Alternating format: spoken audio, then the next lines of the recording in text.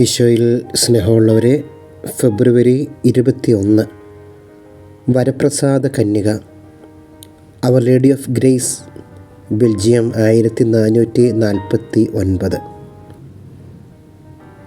സ്ക്യൂട്ട് പ്രദേശത്തുള്ള കുന്നുകൾക്ക് മുകളിൽ 1443 പീറിവാനാസ്റ്റി ലിന്തൻ എന്നും ഹോത്തോൺ എന്നും 2 മരങ്ങൾ നട്ടുപിടിപ്പിച്ചു.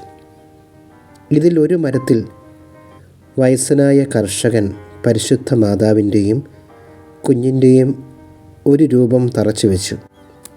1449 പെന്തക്കോസ്ത ദിനത്തിൻ്റെ തലേ രാത്രിയിൽ തിളങ്ങുന്ന ഒരു പ്രകാശം വരുന്നത് കാണുകയും അന്നു മുതൽ പ്രകാശത്തിൻ്റെ അമ്മയുടെ അടുക്കൽ ജനങ്ങൾ ഒഴുകിയെത്തുകയും ചെയ്തു. 1450 ഫെബ്രുവരി 29 കറോളസ് പ്രഭുവായ ചാൾസ് പള്ളിക്ക് വേണ്ടിയുള്ള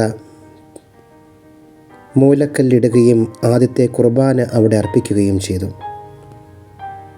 1531 കലാശില്പങ്ങളാൽ പണി കഴിപ്പിച്ച വരപ്രസാദ കന്യകയുടെ പള്ളി നാശനഷ്ടം സംഭവിച്ചതിൻ്റെ പേരിൽ നവോത്ഥാന കാലത്ത് പുതുക്കി പണിതു.